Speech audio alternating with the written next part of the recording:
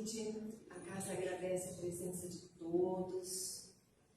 Hoje a nossa palestrante é a minha querida amiga Vivi, que vai falar sobre um tema muito interessante e valioso. Eu admiro muito essa palestrante, porque além de trabalhadora, ela é uma estudiosa, pesquisadora da doutrina espírita. Mas isso eu acho que ainda é pouco, porque eu acho importante na Vivi essa bandeira que ela levanta para a conscientização sobre o autismo. Ela tem feito um trabalho muito lindo em favor do autista. Eu fico muito feliz quando eu vejo seus vídeos lutando, acolhendo, exigindo respeito com o autista. Eu acho isso aí fantástico e maravilhoso. É uma batalhadora em cima da inclusão e do respeito com o autista. Então, maravilhoso isso. 2 de abril foi o Dia Mundial, não é, Vivi? Do autismo. Então, maravilhoso esse seu trabalho, esse seu esforço. E eu admiro muito mesmo esse trabalho que você faz com tanto amor. E de vez em quando ela briga, viu? Ela briga em favor do autista. E eu estou com ela. É bem isso mesmo. Após a palestra, temos os pás. E depois, então, cada um retorna para o seu lar, reabastecido de paz, de boas energias. Vivian, para você, aproveita, já faz a nossa prece inicial, já faz a sua palestra e já faz a prece de encerramento. Bem?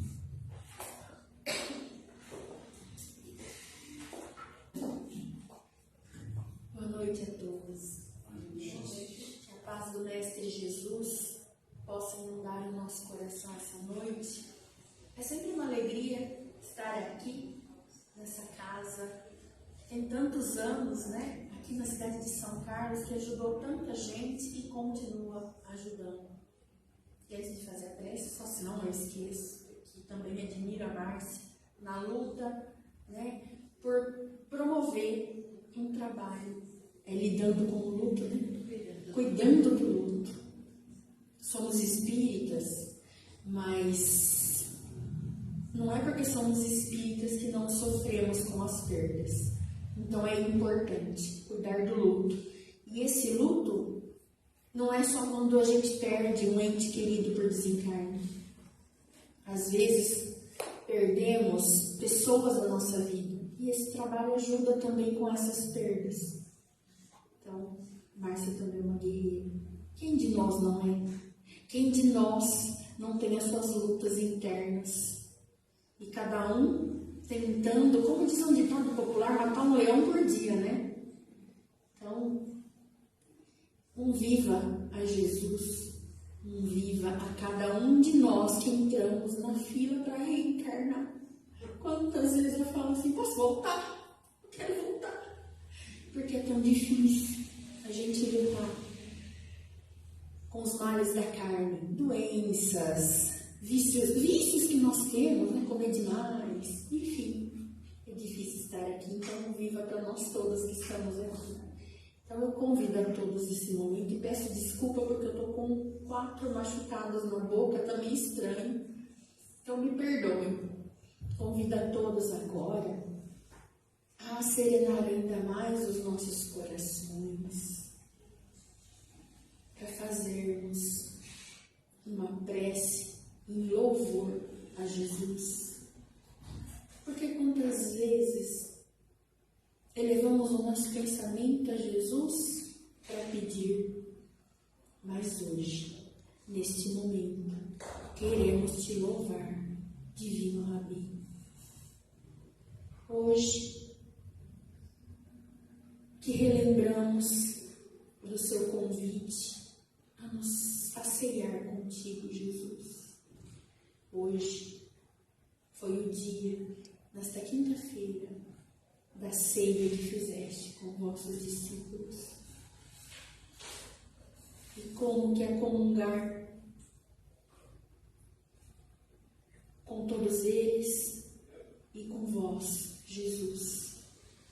Alegramos por estarmos aqui e louvamos a Tua presença neste homem, que tanto nos ensinou, que tanto nos amou e que ainda nos ama e sofre conosco a cada sofrimento nosso.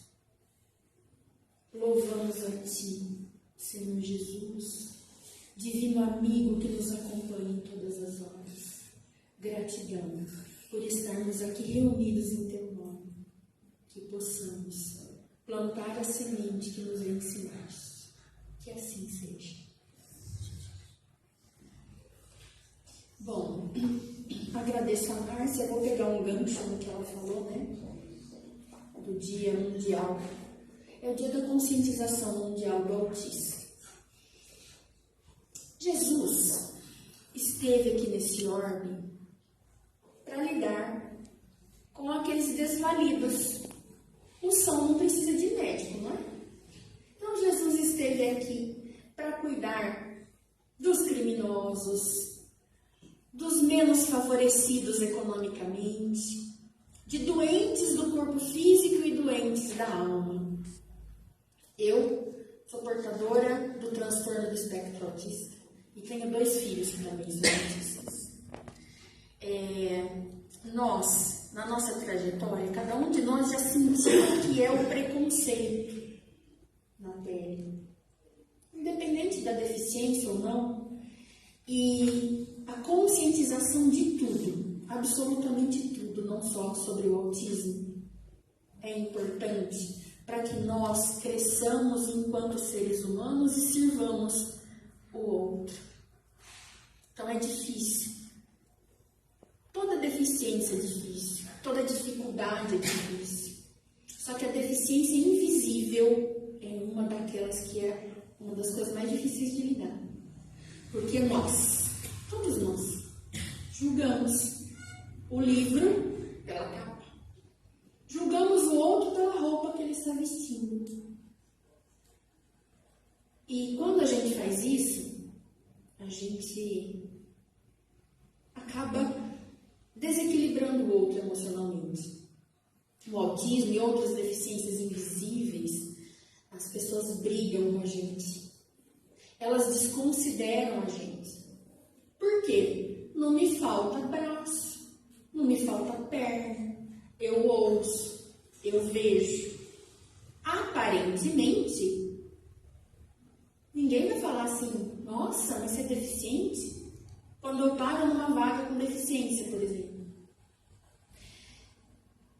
Não é todo dia, mas tem dia que o autista ele está com crise sensorial.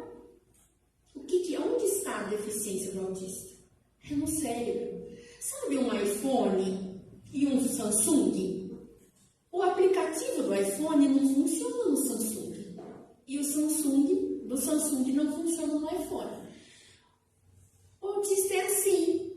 O software dele não funciona em qualquer lugar, em qualquer hora, como muitas outras pessoas. E aí nós temos o péssimo costume de julgar e achar que o que não é a maioria está errado.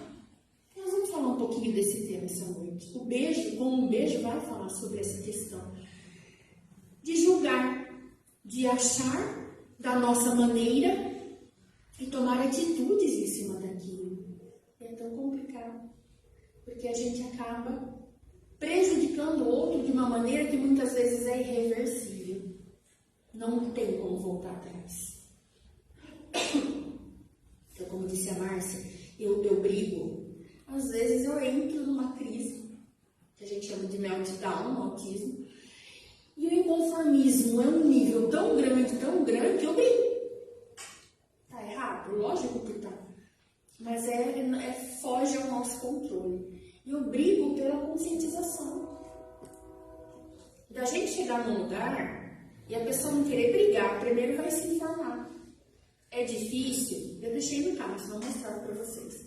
A gente tem que andar com um colar pendurado no pescoço, ou seja, um rótulo na testa.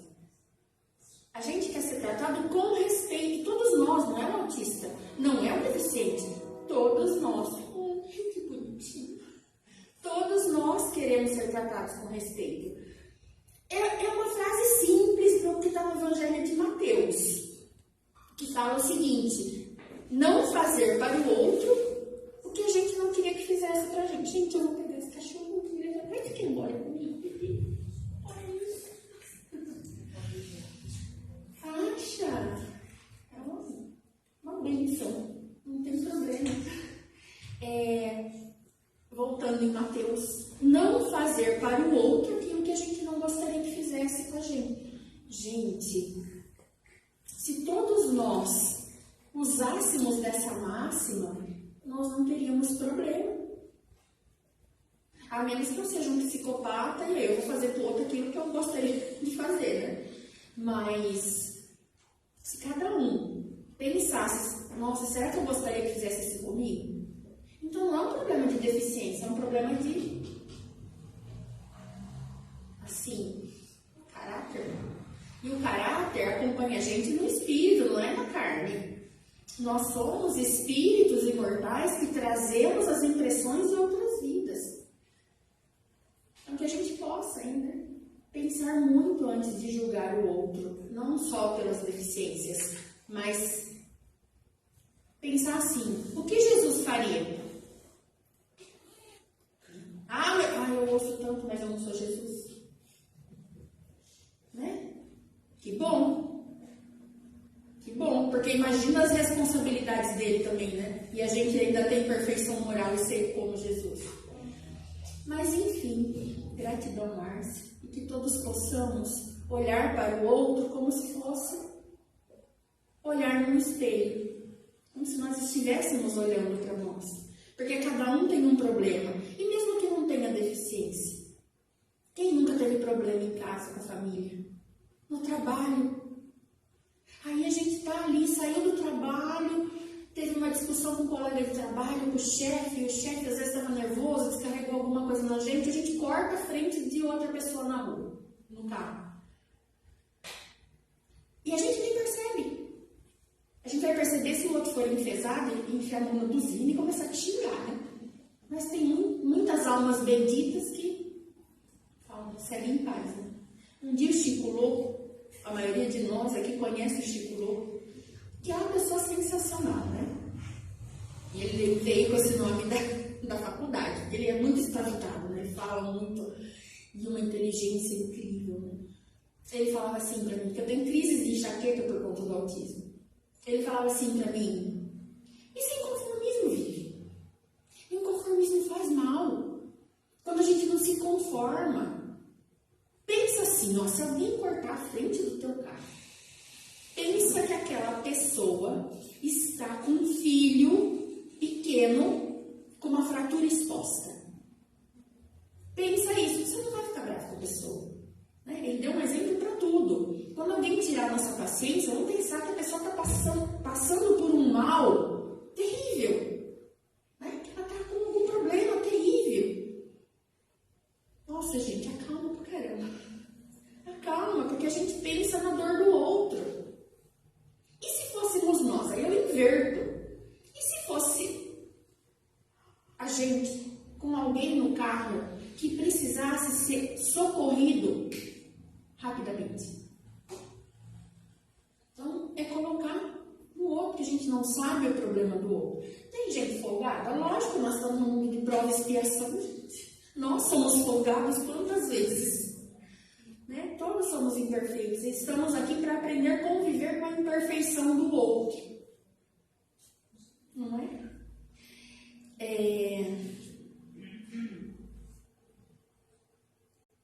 Estou lembrando de uma situação. Bom, falando de imperfeição do outro, nós vamos falar um pouquinho de imperfeição hoje. E vamos lembrar, hoje, quinta-feira Santa, né? Que a gente conhece pela nossa irmã católica. Porque todos nós aqui passamos pela Igreja Católica em um momento ou outro da nossa vida, ouvimos uma procissão. E cada profissão de fé, né, cada religião, se está com Jesus, gente, que lindo. Independe. Nós espíritas não queremos transformar os outros em espíritas. Queremos transformar os outros em cristãos. Mas falando de Jesus e exemplificando. Então hoje é uma quinta-feira santa.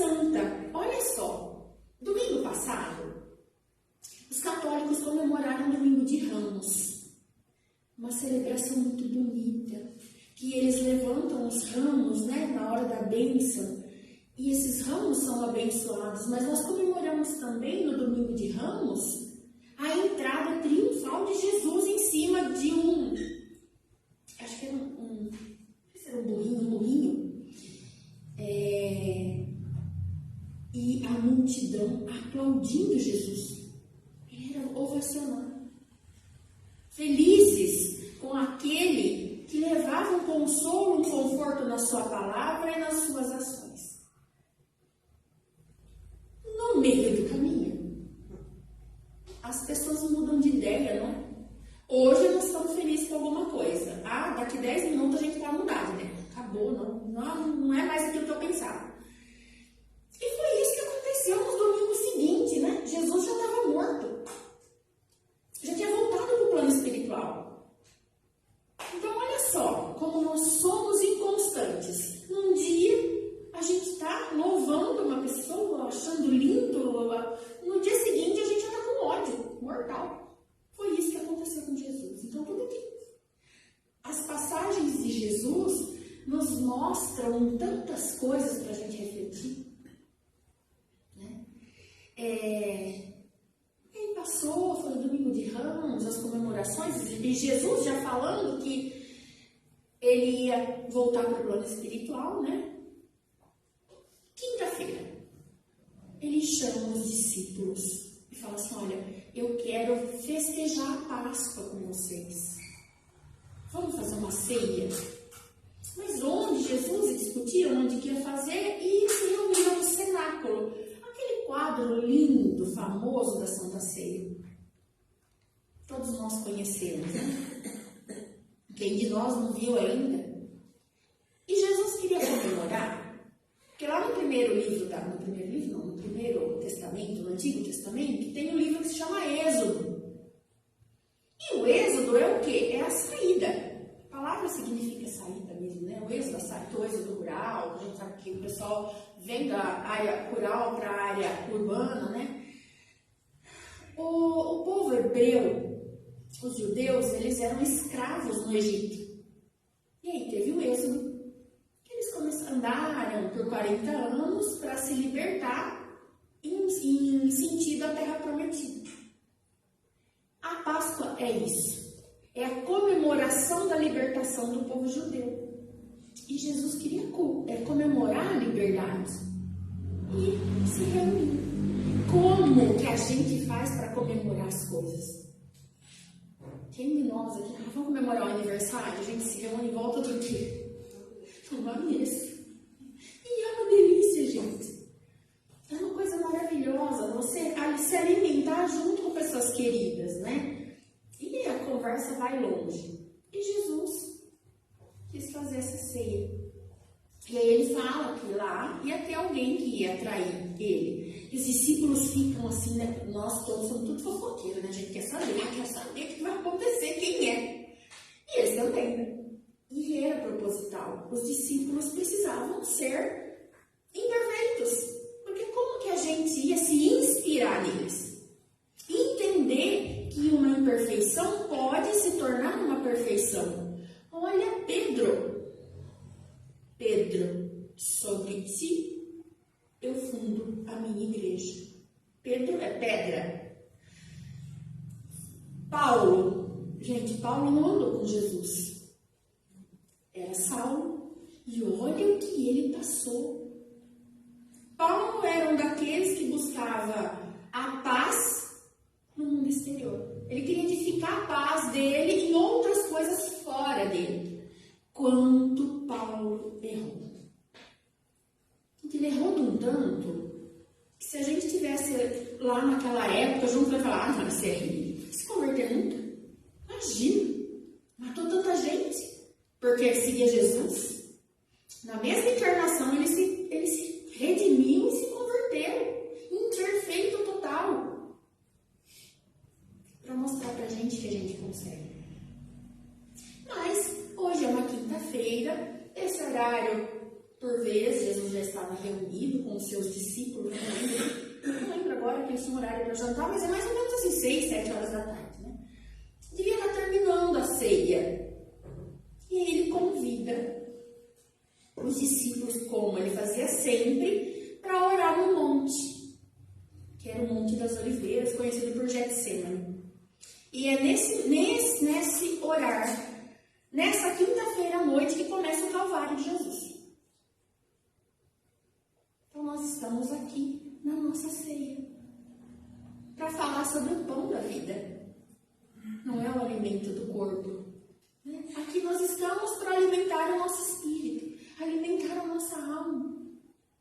E quando a Márcia me chamou, e falei, nossa, é uma alegria estarmos juntos, reunidos, falando sobre Jesus no dia que ele reúne os seus discípulos para comungar. E é nessa ceia que surge na Igreja Católica a Santa Ceia, a hóstia, porque eles relembram em todas as missas esse momento de comunhão com o Cristo. E é nesse momento que Jesus fala, este é o meu corpo, este é o meu sangue. Fazer isso em memória de mim. Então que nós possamos hoje comungar, comer o pão de Jesus, que ele fala, eu sou o pão da vida, e beber da sua água que mata eternamente a nossa sede. Mas, nesse dia, tem um outro episódio, antes dele ser preso.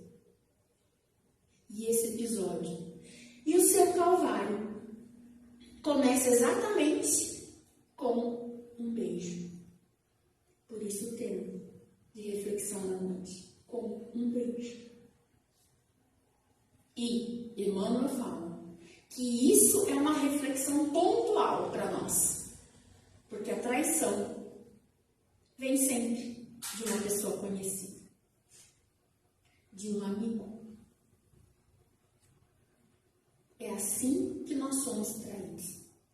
O inimigo já é inimigo, ele não vai me trair mais do que ele já traiu, do que ele não gosta. E Emmanuel também fala, o inimigo, ele já foi amigo um dia. Então, para a gente refletir, e não é para julgar, porque a pergunta é outra agora. É uma tradição, a gente no sábado de Aleluia,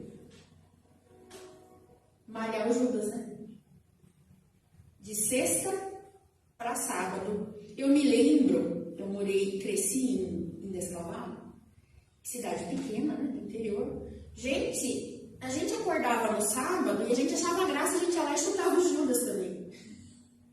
Chutava, a criançada adora. E a gente ia lá, e estava pendurado, eles malhavam, penduravam. Às vezes sábado de manhã, que minha avó me levava na missa, a gente via o Judas lá, Jesus coberto, ele era coberto, que tem umas representações, tinha morrer de medo de ver, que, nossa, porque a gente já sente o impacto disso, sem entender, sem conhecer o Evangelho. A gente sente as dores de Jesus, Quem viu o filme Paixão de Cristo, eu não vi. Não tenho coragem de ver, que diz que é muito forte, Mas, quantos de nós ainda malhamos Judas? Não no boneco, não. Quando a gente julga. Quando a gente julga o outro pela atitude dele, nós estamos malhando Judas. Acha, a pessoa falou isso. Nossa, mas é sem vergonha, não? Não. Deu umas 3 pancadas no Judas. A gente não dá conta de cuidar da nossa vida, mas que é bom a gente olhar lá e ficar no fuxico para saber, Quantas vezes a gente faz isso, a gente gosta, gente.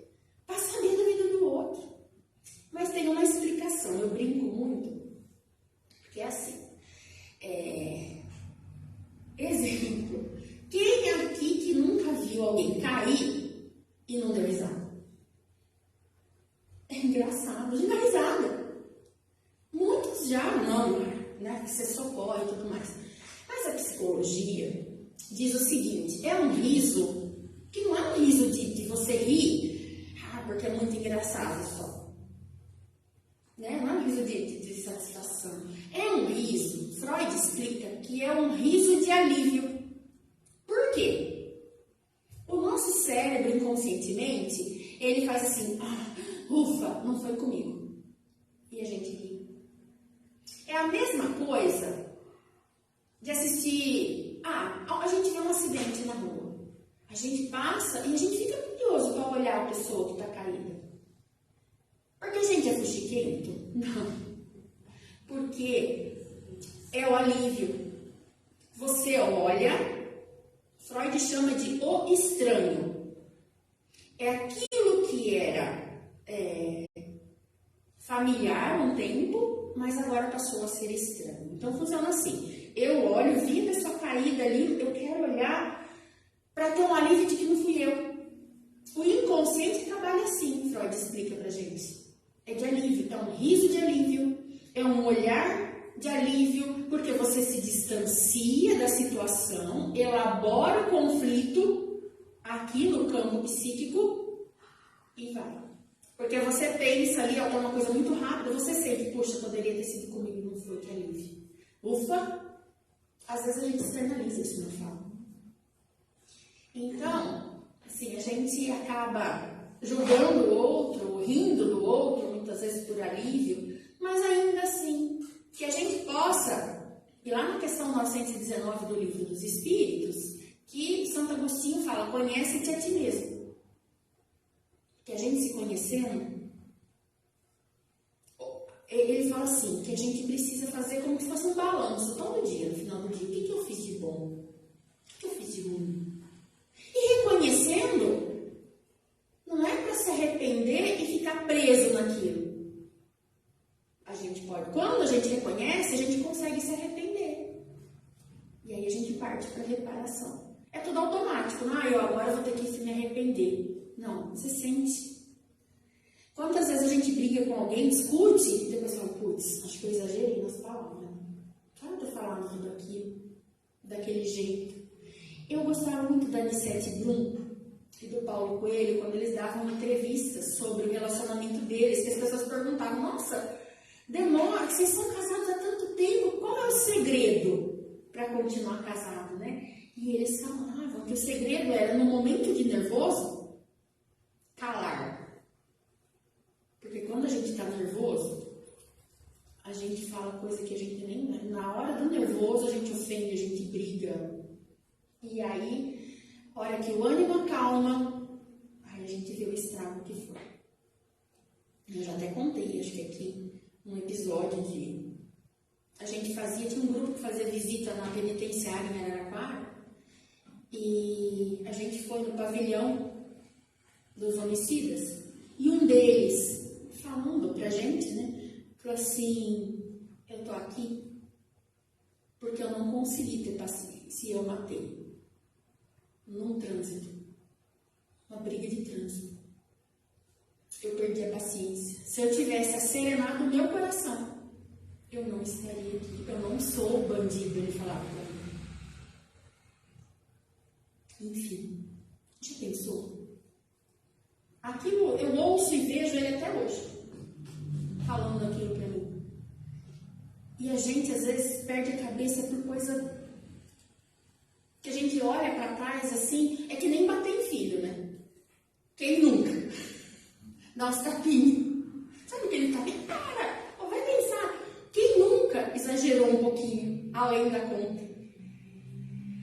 Se eu contar pra vocês o que eu já fiz pra minha filha, que é autista, nível de suporte 2, e que me arrepende muito, dá horas de conversa. Mas vou contar uma coisa. O autista tem seletividade alimentar. Ele não come qualquer coisa. E não adianta forçar, ele vai vomitar. E se você fizer ele comer o vômito, não, isso eu nunca fiz, tá? Mas eu já vi gente fazendo. Se você fizer ele comer o vômito, ele vai vomitar de novo. Aí ele vai ter uma crise, ele vai se machucar. Porque os autistas, eles têm excesso de neurônio. E as terminações da pele, da língua, têm mais sensibilidade. Então, a textura de algumas coisas, não dá, não vai. Eu não consigo comer bolacha molhada na água, no leite. A minha filha consegue. Então, cada autista é de um jeito. E um dia o médico falou assim, ela não comia, gente. Ela não comia, eu não sabia que ela era autista.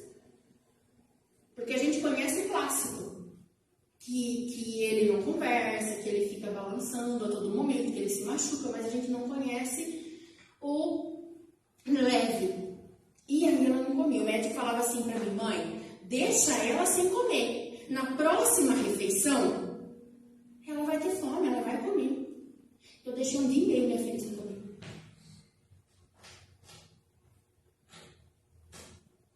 E coisas assim que a gente faz, está acostumado a fazer, que a gente fala: meu Deus. Além do autismo, ela tem TDAH. E aí, ela fazia tudo, deixava tudo bagunçado. E eu dava muita bronca nela. Eu tirava o celular, eu tirava a brincadeira. Sabe, a gente não pode fazer isso. Porque a brincadeira deles, pro autista, que é o comportamental que a gente fala, né? A brincadeira deles é onde eles entram no mundo deles e acaba se autorregulando. E você tira aquilo que ele mais gosta. O hiperfoco do autista, gente, é uma judiação. Então, assim, quanto que a gente fala isso pro outro e a gente acaba se arrependendo depois, fica preso, mas a gente não pode, tem que seguir. Errou? Vamos seguir. A Joana de Ângeles tem uma mensagem, até trouxe aqui que eu não achei o livro, chama Arrependimento e Reparação. E nessa mensagem, ela fala assim que o arrependimento sincero constitui elevada conquista do sentimento humano. Que a gente se arrepende. Quantas coisas a gente se arrepende? A gente exagera muito, né? E ela fala assim, está no livro... Gente, esqueci o nome, daqui a pouco eu lembro. Está na coleção psicológica dela. Despertai. Desperta e seja feliz. Ela fala assim, o amadurecimento da razão e da emoção surge após a análise do erro. Judas errou, Pedro errou, Paulo errou, Madalena errou. Gente, todos os discípulos erravam. Mas também errar é errado? Não, a Joana de Ângeles fala que não. Ela fala que nesse mundo faz parte do ser humano, faz parte da humanidade. E é o erro que faz a gente aprender. Então, todos nós erramos. Mas ela fala o seguinte, o amadurecimento da razão e da emoção surge após a análise do erro, da descoberta da falha pessoal, de quando a gente julga alguém pela atitude, pela conduta. Então, ela fala, é normal, calma. Ela fala assim, o indivíduo certamente tem o direito de errar, condição normal da humanidade. Prosseguir, porém, no comportamento insano ou danoso significa primitivismo. Permanência no estágio do instinto. Então ela fala pra gente, né? Que a gente tem que errar, mas olha pra você, que é a questão 919 que falamos no início. Conhece a ti mesmo. Onde eu tô errando? Vamos fazer uma análise disso? Obviamente que não vai ser do dia pra noite. Ela até fala aqui, o arrependimento, no entanto, não irrompe abruptamente, ou seja, não é assim da noite pro dia. Quando isso acontece, pode caracterizar-se com remorso, ela fala. Porque a gente fica com remorso, sabe por que eu fiz? Mas ela ensina a gente que logo passa. Ou medo das consequências do gesto, né? Porque a gente tem medo das consequências. E isso, nessa situação de Jesus, quando Pedro corta a orelha do soldado e vai prender ele no Monte das Oliveiras, Jesus ensina pra gente. Quando ele fala para Pedro, né? Não, Pedro. Ele pega a orelha do soldado e cura. Como quer dizer, Pedro, quem com ferro fere, com ferro será ferido. É lei de causa e efeito. O que você faz, você vai ter de volta. A ciência também fala isso, a terceira lei de Newton. Tudo que vai, retorna na mesma intensidade. Então, a Joana fala pra gente aqui, né? Somente quando a consciência nossa desperta, quando a gente reconhece e entende onde está o erro, é que o arrependimento honesto, ela fala assim, tem que usar a palavra dela, o arrependimento honesto toma corpo e domina. Esse arrependimento vai fazer o nosso crescimento. E ela fala, quando a gente se arrepende, a gente busca meios para reparar o que a gente fez para o outro, que é reajustar as sombras do passado. A reencarnação é isso. Nós temos a oportunidade de ir e voltar. E Judas, ele erra muito, muito, muito, muito, muito. E se arrepende imediatamente quando ele vê que Jesus está na cruz. O Emmanuel, ele chama esses momentos do Calvário de Jesus de marcha educativa. Lá no capítulo 84 do livro Caminho, Verdade e Vida, ele fala, levanta-te, é o título do capítulo, levanta ou levanta-te, é o título do capítulo. E ele fala que essa marcha de Jesus, do Getsemane, que ele é preso no Getsemane, aí ele vai para a prisão, da prisão ele é levado para o pretório, que ele vai conversar com Pilatos, de lá ele é ridicularizado por Herodes, colocado a coroa de espinho, veste a túnica nele, rasga, dá a cruz para ele seguir ali na Via Sacra, Via Crucis, e vai para o Monte da Caveira, que é o Monte da Crucificação, conhecido como Gólgota também. Então, esse processo, ele fala que é muito educativo. Não dá para a gente falar de cada um, mas aqui a gente veio para falar exatamente do beijo de Judas. Quantas vezes nós nos portamos como Judas? Nessa parte toda da crucificação de Jesus, que muitas vezes a gente lembra com tristeza, e o Emmanuel fala para a gente numa mensagem que se chama Cruz e Disciplina, que nós temos que olhar com um olhar de amor e de alegria, porque cada momento do madeiro, Emmanuel fala assim, cada momento do madeiro tem uma majestade simbólica.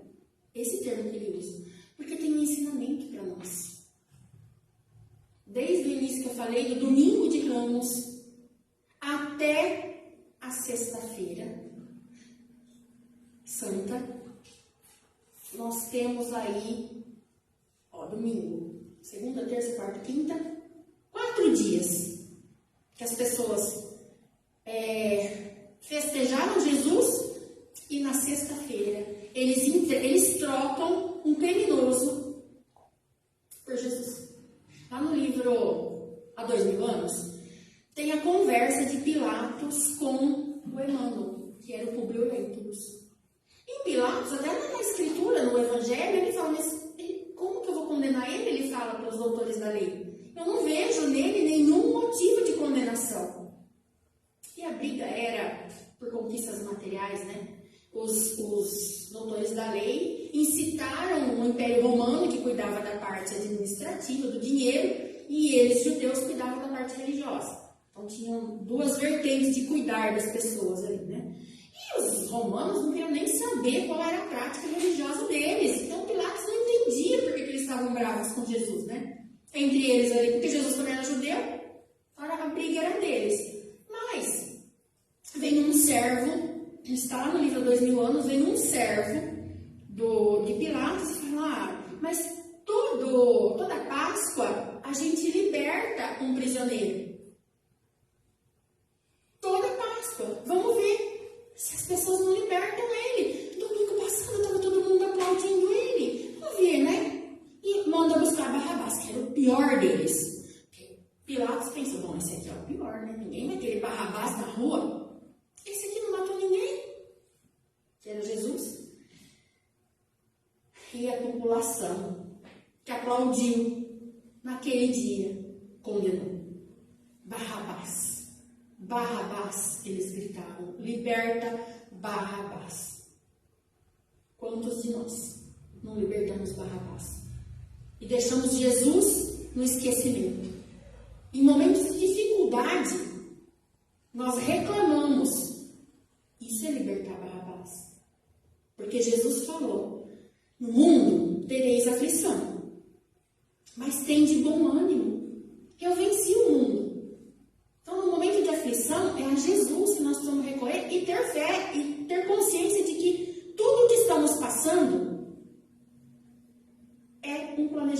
nosso reencarnatório antes de vir para cá. Somos espíritas, certo? Então a gente entende que existe um planejamento reencarnatório. Quem quiser relembrar, pega lá o prefácio do livro Pensamento e Vida. Que Emmanuel fala que aquele livro é uma cartilha que a gente estuda antes de vir reencarnar. Então faz parte da trajetória. Nós estamos aqui encarnados porque nós precisamos reajustar. Isso que a Joana falou aqui, um reajuste. Reajustar a sombra do passado. Erros que cometemos, estamos aqui numa nova oportunidade, porque nós pedimos. Não é porque falaram assim, vai. Algumas têm reencarnação compulsória, tá? Mas a maioria de nós é um planejamento reencarnatório. Nós reclamamos. Mas é difícil. Realmente é difícil, porque nós ainda carregamos sombras do passado em nós. Enfim. Judas dá um beijo em Jesus. E é essa traição com um beijo do amigo que nós até hoje não perdoamos. Estamos repetindo essa traição por 2000 anos, 2023 anos consecutivos. A gente busca edificar o reino de Deus fora de nós. Nós fazemos como Paulo, que olhava para os discípulos de Jesus com roupas simples e às vezes descalços, né, com sandálias bem surradas, e ele falava assim, mas como que esses aí eles estão apanhando, estão agradecendo, como quer dizer assim, eles são loucos, eles estão apanhando e agradecendo por apanhar. Ele não entendia que a paz do Cristo vem de dentro. Eles buscavam fora. Paulo buscava nos grandes feitos, ele ia ser um grande doutor da lei. Ele foi instruído pelo maior mestre de todos, que era Gamaliel, que é reconhecido até hoje mundialmente como um dos melhores rabinos da história dos judeus. Então, tantos e tantos erros que nós continuamos fazendo, né? E lembra, quando Judas chega em Jesus com uma multidão, Jesus fala assim, amigo, a que vieste? Jesus já sabia qual era o propósito. Ele falou na ceia, antes de ir para o monte, né? Porque o Judas dá um beijo nele lá no Monte das Oliveiras, ele falou que ele ia ser traído. E aí, ele dá esse beijo em Jesus. O beijo da traição. E o beijo, na época, os cristãos se cumprimentavam com um beijo. Era um sinal de afeto. Se ele apontasse, todo mundo ia ver apontando. Né? Então, como que ele fez? Vou dar um beijo. Porque era comum. Então, ele fala para os soldados, aquele que eu beijar, vocês vão prender. E nós, né? Quantas vezes jogando a culpa nos outros? Judas não entendia que a busca do reino de Deus, que é o tema principal do Sermão do Monte, era de dentro para fora. Jesus, certa feita, foi parado no trajeto de um caminho por um doutor da lei e falou, o que? Você é rei? O que você vem fazer aqui? E Jesus fala assim, eu vim buscar e instaurar o reino de Deus no coração dos homens. O reino de Deus no coração dos homens. Então, Jesus não era um rei de materialidade. Só que Judas não entendia isso. Judas achava que Jesus era fraco. Ele entendia a mansidão do Cristo como lentidão. Ele achava que Jesus não resolvia do jeito que deveria resolver as coisas. Muito pacificador. Então, ele acreditava que o sucesso do Evangelho dependeria de uma aliança com os poderosos. Ele não conseguia entender que o reino de Deus é obra divina no coração dos homens. O que ele imaginava?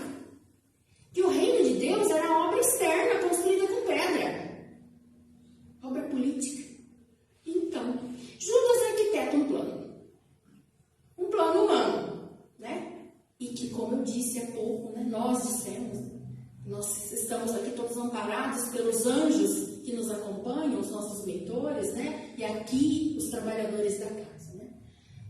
Coisa que nenhum de nós encarnados podemos criticar, porque nós apontamos o dedo sempre. Vamos apontar o dedo para Judas? Como assim? Como eu disse, há 2000 anos nós repetimos a experiência de Judas buscando Jesus fora de nós. Confiamos nos poderes externos. Enfim, o plano de Judas consistia em fazer uma aliança com os romanos e com as lideranças judaicas. Judas assumiria a liderança de uma revolução armada, travariam uma guerra pela independência de Israel, e depois que eles libertassem Jerusalém do poderio romano, eles falariam assim, Judas falaria assim: mestre, eu já matei, eu já conquistei, o sangue já foi derramado, o seu reino está pronto, toma, assuma o seu trono. Esse era o plano de Judas. Conquistar o exterior antes de conquistar o próprio coração. Nós não conquistamos o nosso coração. Nós não conseguimos dominar as nossas emoções. A cólera toma conta de nós. Nós não temos aquilo que Paulo fala na carta de Gálatas, lá no capítulo 5, versículo 19 a 22, que ele fala da obra manifesta da carne e fruto do Espírito. Nós não temos aquilo que Paulo chama de fruto do Espírito. São poucas coisas, são 5 ou 6. O último que ele fala é autodomínio. Autodomínio é fruto do Espírito. Então nós não dominamos o nosso coração. Nós sempre queremos dominar o outro, o semelhante, antes de alcançar o próprio autodomínio. Era isso que Judas, na sua ingenuidade, acreditava. O Messias é preso, é crucificado e pronto, eu entrego o reino para ele. Só que Judas percebe que ele tinha sido vítima de um plano político. E num remorso muito grande, percebendo o equívoco, ele não suporta. O que ele faz? Se suicida. Ele se suicida. E Jesus tinha ele como o apóstolo que exigiria a mais alta dose de amor sujo. Por quê? Porque ele era o apóstolo que tinha a maior dificuldade de entender que o reino de Deus é obra divina no coração do homem. A questão 569 do Livro dos Espíritos, ela fala pra gente um pouquinho de pessoas como Judas, como Hitler, né? E ela fala que eles também têm como contribuir, né? Que eles também auxiliam no progresso da humanidade. Mas pra gente finalizar a reflexão da noite, né? Pensando nessa questão de Judas, que ele não entendia a mansidão do Cristo, né? Arquitetando esse plano para entregar para Jesus. E cada um de nós, quando erra, tem os seus motivos. E como eu digo sempre, né? A gente não acorda de manhã e fala: hoje eu vou errar. Hoje é o dia que eu vou errar. Tem dia que no meio do dia a gente tem que falar: agora eu vou errar mesmo, porque não dá, não consigo aguentar isso, né? Mas a gente fala. Mas, antes de Jesus voltar para o plano espiritual, minutos antes de Jesus voltar para o plano espiritual, Humberto de Campos, num texto que se chama O Anjo Solitário, está no livro Estante da Vida, ou também está no livro Roteiros de Jesus.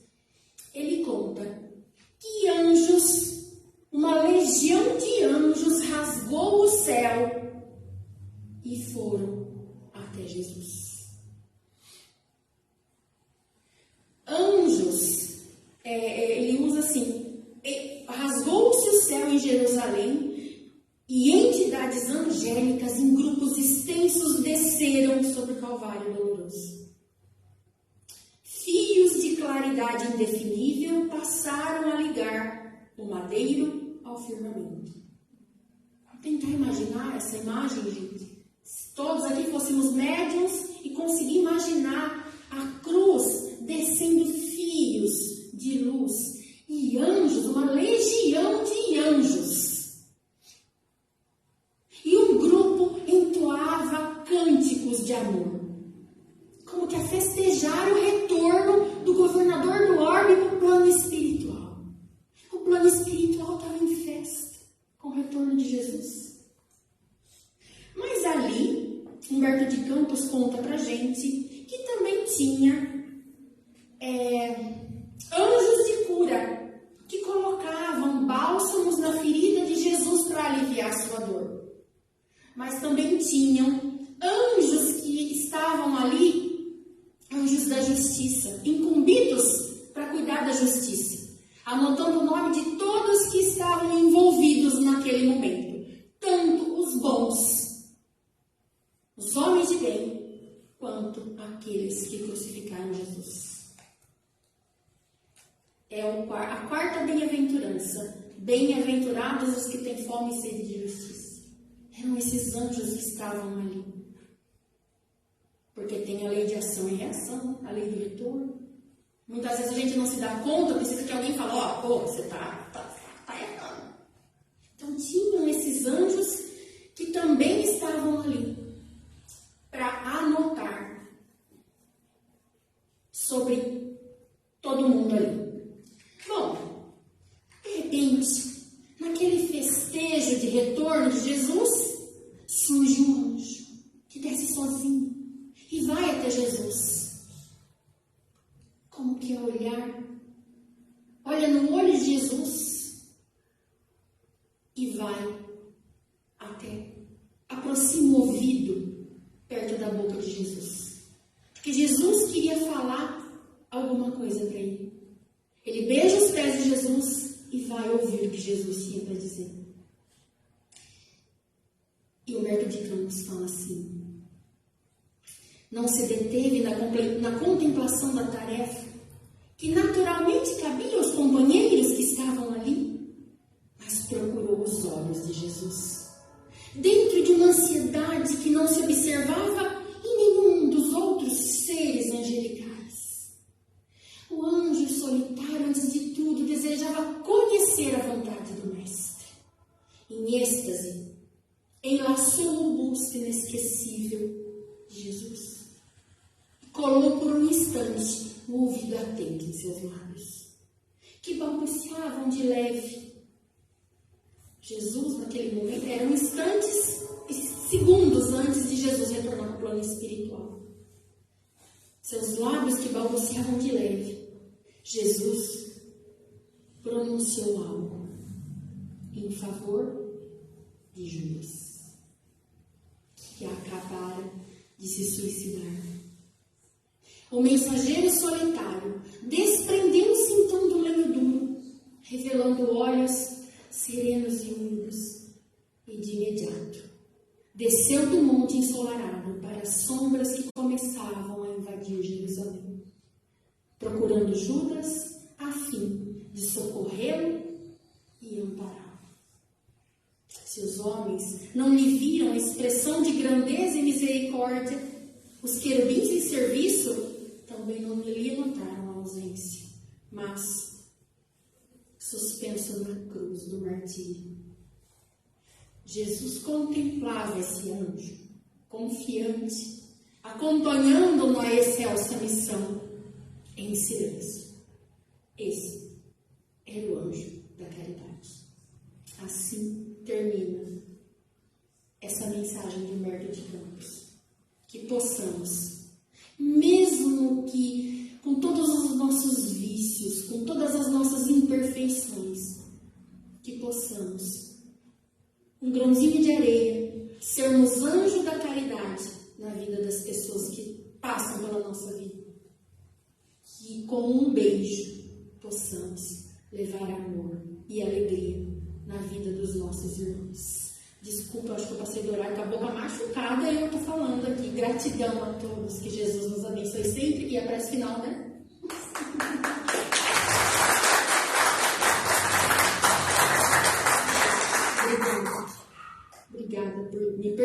falar de Jesus para vocês, que fez tanta maravilha nas nossas vidas, né? Que nós possamos, Mestre Jesus, recebendo os seus fluidos de amor nessa casa sagrada, levar por onde passarmos a sua luz, a nossa luz, pois nos ensinastes que nós somos a luz do mundo. Quando nos disse no Sermão do Monte, vós sois a luz do mundo, vós sois deuses, nos ampara, Mestre Jesus, nos auxilia a levarmos amor, a levarmos luz por onde passarmos. Que onde tiver ódio, que possamos levar o mínimo de alegria. Que onde tiver sombra, que possamos, com a nossa pequena fagulha de luz, iluminar corações. Que possamos, com seus ensinamentos, reformar o nosso coração. Entender que as suas palavras e o seu exemplo é para instaurar o reino de Deus nos nossos corações. Que possamos conquistar o nosso próprio coração a cada dia, sendo aprendizes do teu evangelho de amor, do teu evangelho de luz. Gratidão, Jesus, por ser a luz do mundo, o nosso sol moral, que continua a brilhar dia a dia. Neste domingo, nos ensina o maior milagre do Evangelho, que somos espíritos imortais. Vós ressuscitastes, para que nós tenhamos ânimo em seguir na nossa caminhada. Que possamos um dia, assim como Paulo, o grande apóstolo da caridade, dizer: de agora em diante, ninguém mais me moleste, porque trago em mim as marcas do Cristo. Que assim seja.